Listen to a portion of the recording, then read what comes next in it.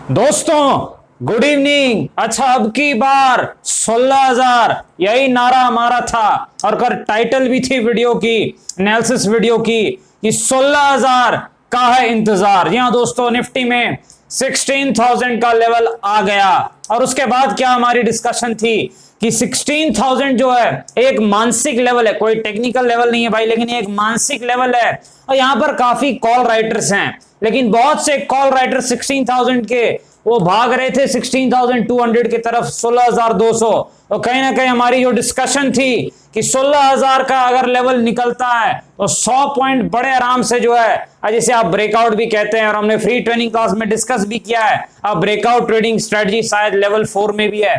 वहां पर जो एक अच्छी चाल आने की जो उम्मीद थी, 100 पॉइंट की हमने उम्मीद की थी, जो हमारी कल डिस्कशन थी एनालिसिस वीडियो में। लेकिन भाई मार्केट थोड़ा ज्यादा देता है जब देता है, और खासकर जब आप ये 21 EMA लगा लीजिए तो फिर और मजा आता है, जो मैंने आपको कई बार बताया भी है। तो कहीं ना कहीं 150 पॉइंट्स की चाल आई, एक अच्छी मूवमेंट आई है।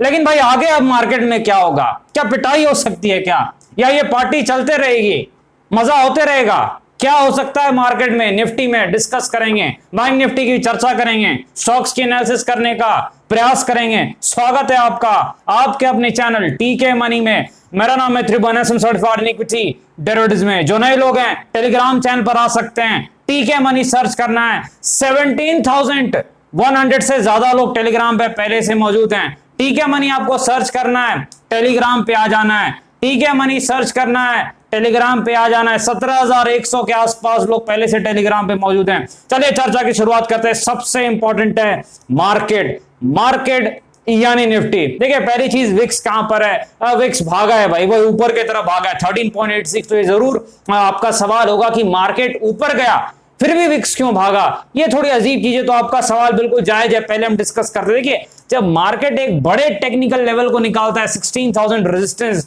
तो वहां पर जिसने भी नीचे से तेजी की उसके मन में एक डर होता है कि भाई अब ये मानसिक लेवल है, मार्केट गिर सकता है। तो इस कारण से एक इनहेरेंट जो है कहीं ना कहीं मार्केट में जो है वॉलेटिलिटी बढ़ जाती है, एक अंदर से एक स्ट्रेंथ आता है विक्स में, और इस कारण से जो है थोड़े कहीं ना कहीं जो है विक्स में उछाल देखी जाती है अक्सर बड़े टेक्निकल लेवल पर। और वही चीज हुई है जिस कारण से विक्स में उछाल आई है। वो 16,000 के आसपास जब गया, वहीं से विक्स में काफी तेजी थी और विक्स भागा भी उसके बावजूद। तो एक नॉर्मल सी चीज होती है, बड़े टेक्निकल लेवल जो होते हैं रेजिस्टेंस और उसके आसपास कई बार होती है चीज देखी गई, तो कोई ये नई चीज नहीं है। अब देखिए पहली चीज, मार्केट की जो ओपनिंग आज हुई, डाउ जोन्स यूएसए मार्केट, जैसा मुझे याद है दोस्तों, शायद 100 पॉइंट्स के आसपास नीचे था, और डाउ फ्यूचर शायद 60-70 पॉइंट्स प्लस थे शायद। तो नेट टू नेट जो यूएसए का मार्केट है वो फ्लैट था, यानी हमें उम्मीद थी कि एक फ्लैटिश टाइप की शुरुआत होनी चाहिए। तो देखिए शुरुआत हमारी थोड़ी पॉजिटिव रही, उसके बाद थोड़ी सी जो है गिरावट आई। लेकिन उसके बाद कल हमने एक चीज डिस्कस की थी कि 15,950 जो है ये हमारे लिए बिल्कुल भी रेजिस्टेंस नहीं, ये निकलेगा, हमने डिस्कस किया था। अगर कोई टेक्निकल लेवल इंपॉर्टेंट है तो ये 16,000 है। सॉरी, ये टेक्निकल लेवल नहीं है, ये एक मानसिक लेवल है, क्योंकि टेक्निकल लेवल नहीं है भाई, कोई ऊपर टेक्निकल लेवल नहीं है, ये जो एक मानसिक लेवल है। दूसरी चीज, यहां पर कॉल राइटर्स थे, और हमने एक और चीज बहुत इंपॉर्टेंट डिस्कस की थी कि जो 16,000 का कॉल राइटर है, यानी जो मंदी करने वाले हैं, ये डर रहे हैं भाई, इनको डर लग रहा है, ये पीछे की तरफ भाग रहे हैं, 16,200 की तरफ भाग रहे हैं। इसलिए मैंने आपको एक चीज कही थी कल कि अगर 16,000 निकलता है, 100 पॉइंट्स की चाल आपको मिल सकती है अगर ब्रेकआउट सक्सेसफुल होता है। 16,000 निकला, मार्केट जो है उस लेवल को निकालने के बाद खड़ा हो गया, नीचे नहीं आया, और आप देख सकते हैं 21 EMA भाई, इसको भाई 21 EMA आप लोग यूज करना सीख लीजिए, बहुत ज्यादा फायदा होने वाला है। क्योंकि 21 EMA किसी दिन लॉटरी वाली प्रॉफिट दे सकता है। इसकी एक आदत है कि जब ये देता है तो बड़ा देता है, तो इसको यूज करना आपको सीख लेना है। और कई बार मैंने आपको ही बताया और फ्री ट्रेनिंग क्लास में ही बताया, तो चीज आपको याद रखनी है। तो वहां पर सो एक अच्छी खासी चाल आई, 100 पॉइंट्स की हमें उम्मीद थी, लेकिन 150 पॉइंट थोड़ा ज्यादा ही चाल आ गई। अब देखिए हर कोई 150 पॉइंट जरूर नहीं लोगों ने खाया होगा, लोग कोई नहीं जो है उतना प्रॉफिट करता, तो बीच में प्रॉफिट जरूर लिया होगा। 50, 60, 70 पॉइंट जो भी मिला भाई सही है, ठीक है, लेकिन आपको 21 EMA का इस्तेमाल करना सीखना होगा, बहुत फायदा देगा, पहली चीज। दूसरी चीज क्या है, देखिए मार्केट में जो है एक अच्छी खासी चाल आ गई, क्योंकि 16,000 पर बड़ी कॉल राइटिंग थी और वो राइटर भाग रहे थे, वो डर दिख रहा था उनका भाई। कल भी मैंने कहा था 16,200 की तरफ वो भाग रहे हैं, तो वो इंटरेस्टिंग चीज थी, और वो चीज आज दिख गई चार्ट में और क्लियर था कि वो लेवल जो है टूटा और फिर वो बड़ी चाल आई जिसकी हमें उम्मीद थी।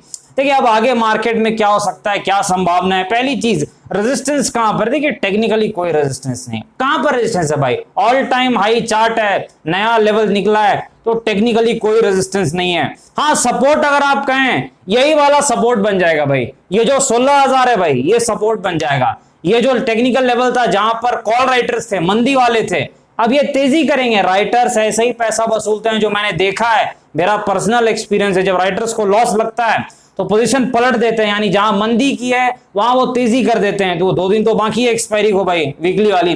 तो यहां पर मेरे ख्याल से 16,000 का जो लेवल है, यहां आसपास मार्केट का एक सपोर्ट हो सकता है निफ्टी का, ये चीज आपको याद रखनी है। रेजिस्टेंस कहां पर है दोस्तों, कोई रेजिस्टेंस नहीं है, अभी कोई रेजिस्टेंस नहीं है भाई। हाँ देखिए 16,200 के आसपास जरूर कॉल राइटिंग थी, लेकिन मेरे ख्याल से थोड़ा हमें और देखना पड़ेगा, क्योंकि ये डरे हुए राइटर्स है, ये हारे हुए राइटर्स है, कहीं ना कहीं अच्छे से पिटाई हुई है। खासकर 16,000 वाली की तो खैर शर्ट पैंट दोनों उतर चुकी है, लेकिन काफी समझदार लोग भागे भी थे, जिन्होंने समझदारी कल ही दिखाई थी, वो राइटर सही साबित हुए जो भाग रहे थे।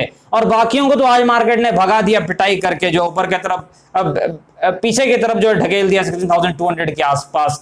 ये चीज आपको याद रखनी, लेकिन मेरे ख्याल से ये 16,200-250 का जो जोन है, शायद 250 के आसपास ये रेजिस्टेंस हो सकता है। ये कोई टेक्निकल रेजिस्टेंस नहीं है, फिर से मैं बता दूं चार्ट पर कोई रेजिस्टेंस नहीं है, लेकिन ये अंदाजा है कि जब मार्केट नीचे से ऊपर जाता है, जब राइटर्स पीछे की तरफ भागते हैं, तो थोड़ा 50 पॉइंट और ले लीजिए, 250 के आसपास रेजिस्टेंस हो सकता है, 16,250 के आसपास ये अंदाजा है। हमारे पास चार्ट पर कोई एविडेंस नहीं, ये चीज मैं जरूर डिस्क्लेमर आपको दे दूं। सपोर्ट हमें चार्ट पर दिख रहा है, ये 16,000 जो है ये सपोर्ट बन सकता है, क्योंकि ये रेजिस्टेंस था, मानसिक लेवल था, निकल गया, तब ये सपोर्ट का काम करेगा। ये चीज आपको याद रखनी है, 16,000 के आसपास सपोर्ट है। आगे बढ़ते हैं भाई, बैंक निफ्टी के पास चलते हैं।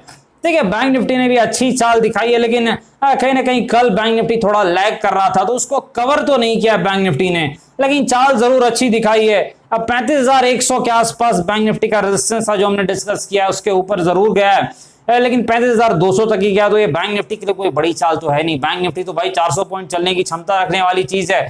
मेरे ख्याल से बैंक निफ्टी ने जो है ठीक प्रदर्शन किया, इसमें कोई शक नहीं, लेकिन बहुत ही शानदार तो नहीं है अगर आप निफ्टी के मुकाबले देखें तो।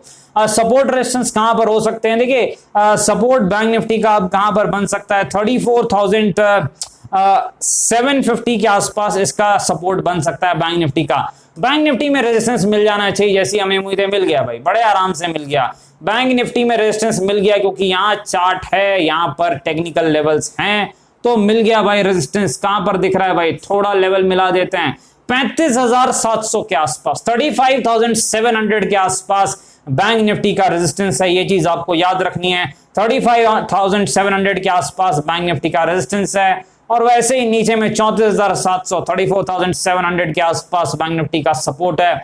अब देखिए मैं तो बैंक निफ्टी ट्रेड नहीं करता, लेकिन आप लोग करते हैं, तो निफ्टी के हिसाब से ही सीख करके काम कीजिए। दोनों निफ्टी बैंक निफ्टी एक ही तरीके से काम करते हैं, लगभग दोनों में वो चार्ट काम करेंगे, जो पैटर्न इधर काम करता है वही इधर भी करता है, कोई दोनों में फर्क नहीं है। मेरी आदत है निफ्टी की, तो मैं निफ्टी करता हूं, क्योंकि जहां एक्सपीरियंस है, जहां अनुभव है, वहीं ज्यादा फायदा रहता है। आगे देखते हैं भाई, आइडिया के पास चलते। देखिए वोडाफोन आइडिया को हमने कल भी कवर किया था, हमारी डिस्कशन हुई थी कि 8 रुपीज के आसपास वोडाफोन आइडिया का टेक्निकल सपोर्ट है, जहां से बाउंस बैक करता है। अब ये सपोर्ट टूटा, ये टूटने की उम्मीद सुबह के वक्त हो चुकी थी, क्योंकि एक न्यूज आपको पता है आ चुकी थी भाई, बैड न्यूज जो थी कहीं ना कहीं स्टॉक के लिए, और उस न्यूज के कारण एक गिरावट हुई है, मार्केट में सेंटिमेंट थोड़ा डाउन रहा है। लेकिन एक चीज आपको याद रखनी है कि अब ये गिरावट तो हो चुकी है, इसमें कोई शक नहीं है। वोडाफोन आइडिया के लिए जरूरी एक ही चीज है, फंड्स। अब किस तरीके से फंड्स का इंतजाम होता है वो देखने वाली चीज है। अगर फंड्स का इंतजाम हो जाता है तो ये पलटी मार सकता है, सपोर्ट तोड़ने के बावजूद भी चीज आपको याद रखनी है। कहीं ना कहीं नेक्स्ट सपोर्ट मेरे ख्याल से 6 रुपीज के आसपास इसका दिख रहा है, 6 रुपए के आसपास वोडा आइडिया का अगला सपोर्ट है। लेकिन यहाँ चीजें न्यूज पर डिपेंड करेगी, क्योंकि वॉलेटिलिटी बढ़ चुकी है, अच्छी न्यूज आएगी तो ठीक है, अदरवाइज 6 के आसपास अगला सपोर्ट है, क्योंकि इसने इमीडिएट सपोर्ट जो अच्छा सपोर्ट था उसको तोड़ दिया, 8 के आसपास जो था, तो अब अगला सपोर्ट 6 के आसपास है। रेजिस्टेंस कहां पर है, लेकिन रेजिस्टेंस 11 रुपीज के आसपास, तो काफी दूर है इस वक्त, ये चीज आपको याद रखनी है। लेकिन न्यूज फ्लो पे काफी डिपेंड करता है, और अगर कुछ पॉजिटिव न्यूज फ्लो आती है तो फिर चाल पलटी भी मार जाती, क्योंकि ये न्यूज पर चलने वाला स्टॉक है। वोडा आइडिया एक वोलेटाइल स्टॉक है। आज थोड़ी न्यूज फ्लो नेगेटिव साइड थी मेरे ख्याल से मॉर्निंग के वक्त, इस कारण से नीचे की तरफ ये चला गया, लेकिन अगर न्यूज फ्लो पलटती है तो फिर से चाल जो इसमें पलट सकती है। टेक्निकल लेवल वही है जो मैंने आपको बताया, 6 के आसपास अगला सपोर्ट है और 11 के आसपास इसका रेजिस्टेंस है। ये चीज आपको याद रखनी है। आगे बढ़ते भाई, भारतीय एयरटेल मेरे ख्याल से आज इनके रिजल्ट्स हैं। देखिए वोडा आइडिया में गिरावट है, तो यहाँ पर भारतीय एयरटेल में अच्छी चाल है, अच्छी खासी जो है तेजी आ रही है। 550 के रेजिस्टेंस को निकालने के बाद अब ये 600 की तरफ जा रहा है, मेरे ख्याल से 580 तक पहुंच चुका है। अब सपोर्ट कहां पर है भाई? देखिए पहला सपोर्ट तो 550 के ही आसपास है इसका। अब बड़ा सपोर्ट था वो काफी दूर है, जब आया था मैंने डिस्कस भी किया था, वहां से पलटी भी मारी है, काफी लोगों ने प्रॉफिट भी किया। 525 के आसपास जो है इसका बड़ा सपोर्ट था। लेकिन अब इमीडिएट सपोर्ट अगर आप कहें तो 550 है, क्योंकि ये पहले रेजिस्टेंस था और एसआर थ्योरी कहती है कि अगर रेजिस्टेंस निकल गया तो वो सपोर्ट का काम करता है। तो 550 के आसपास एक आप सपोर्ट एयरटेल का जो है कह सकते हैं। आगे बढ़ते भाई, पीएनबी के पास चलते हैं। देखिए पीएनबी फ्लैटिश सा माहौल रहा है, मार्केट की इस तेजी में शामिल नहीं रहा है, कहीं ना कहीं माहौल मंदी की तरफ ही थोड़ा रहा है। सपोर्ट इमीडिएट बिल्कुल शॉर्ट टर्म, बड़ा नहीं, शॉर्ट टर्म सपोर्ट 38 के आसपास है। बड़ा सपोर्ट नीचे है तो अभी तो जरूरत नहीं पड़नी चाहिए 33 के आसपास, लेकिन बड़ा सपोर्ट है, ये चीज आपको याद रखनी है।